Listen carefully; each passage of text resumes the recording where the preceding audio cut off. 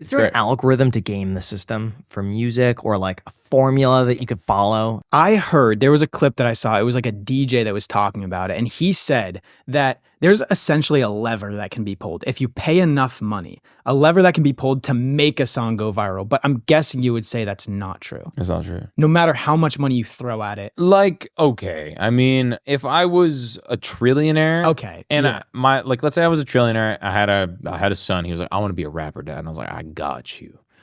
Then yeah. Like, I'll throw $1 billion at a fucking song. It's going to go ape shit. Mm-hmm. You know what I mean? I'll just pay literally every single YouTuber to use it, and it's going to go up. Or even just pay the producers like an obscene amount of money, like the best producers. That makes no difference. Really? Yeah, because you can make a song. We can make a song right now that could be the biggest song in the world. We should do it at the end. Oh, well, I mean, maybe. I just, like, it won't be the biggest song in the world because I'm not that great fundamentally. Like, I'm fine. I just kind of figured out a loophole. I just figured out what people kind of like and what I'm good at, and I just double down on it constantly. And I'm just like, all right, I know exactly the type of music that I would listen to if I were to make it again, and I'll just double down, and I'll double down, and I'll double down. What I found really interesting is that a lot of the biggest artists don't even write their own songs. Like, they're written by like a Benny Blanco or like someone like that, where they could, you know, maybe collaborate or just buy a song. What was the guy, the Ibiza guy? Oh, Mike Posner? Mike Posner. Oh, yeah. Classic. He was talking about making a song for Bieber, and like that was his song, and he shows himself playing it. Oh, it was Love Yourself. I think it was Love Yourself. He made a song, and then Justin, I think, plucked it. The super sad. If I Was Your Boyfriend. Oh, was it that? Yeah, it was that song. Oh, okay, that makes sense. Yeah, so songwriting is also another avenue to become successful. I've been hit up to write songs for people for sure. I just like don't care because I don't like doing things on spec, which is like, hey, if you do this, you might get this. Mm-hmm. And I'm like, I would rather just make a song for myself. Who cares? Like, yes, I'm not the best songwriter in the world. I've met some songwriters and some artists that I'm like, what the fuck am I doing here? You know what I mean? Like, when you're like, I try pretty hard to make music for sure. You know, I'm like racking my brain. And I've seen like Doja Cat make a song or just jokingly make a song. And I'm like, dude, this is more fire than my whole catalog. And she just like sits there and like, wow, wow, wow, wow. And it's like sick. So it's like, there are some people that are just objectively like super, super talented and are hit makers. Is that something that could be learned, or do you think you're born with the ability to be able to hear songs? No, it's definitely a muscle. Okay. I mean, I would say 5 years ago, every song I made was like a 7 out of 10, 6 out of 10, let's say modestly or whatever. Now, every song I make is at least an 8 out of 10. And that's because of just like what I know. And it's like your taste keeps on evolving. Whether or not like the song will explode, I think your taste keeps on evolving and you just get better. Because I can take every single aspect of a song, of like one of my big songs, I can take an aspect of it and be like, what made this song popular? Oh, this part. And it wasn't because it blew up on TikTok. It's just like, the feeling it gives you during that moment when you listen to it, just grab it, put it on this song. Another song that did well, grab that, put it on the same song. And just basically have a full set of songs or full set of a song of all the good parts of a song, all the good flows, all the good melodies, just put all back on one song. It'll do well. Do you ever worry that AI is able to do that at some point in the future and like create the best song? And it kind of frightens me a little bit, but at the same time, like, there's so many imperfections in my music that AI won't make. So it makes it less real. I also do think, I wholeheartedly believe that like people will use AI for every other reason other than art. And people will get bored of it.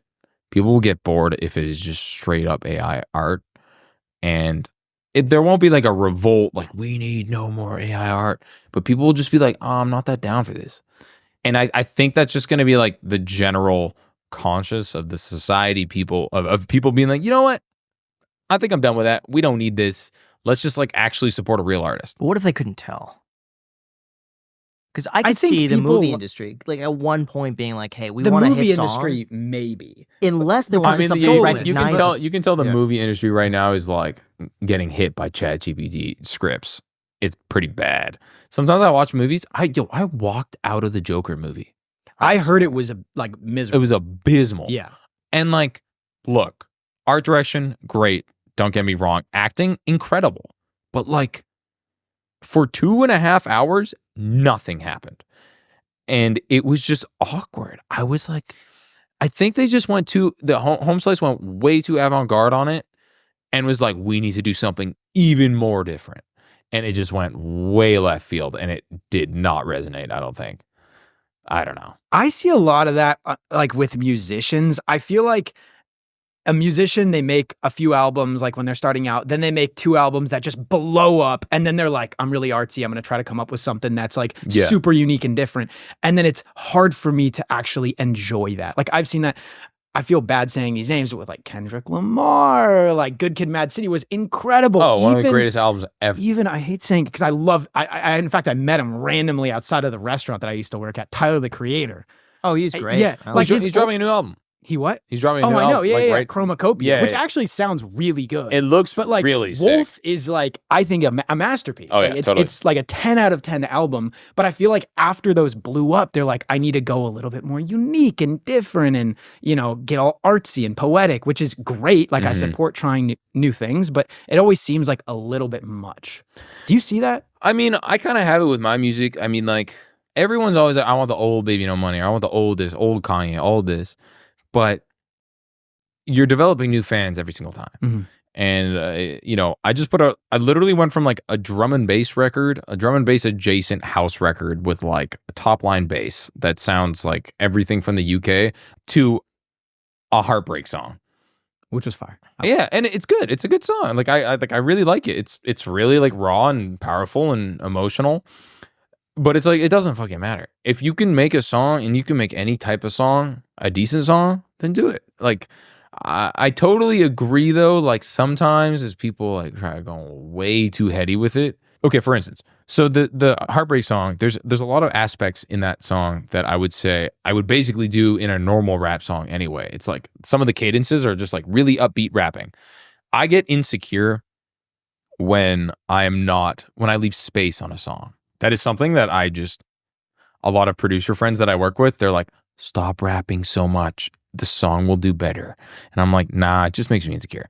But it also sucks because I kind of set myself up for disaster when I'm performing live because breath control is really difficult when I'm like rippity rapping like on stage for an hour and a half and I'm saying like poems and poems and poems and lyrics and bars.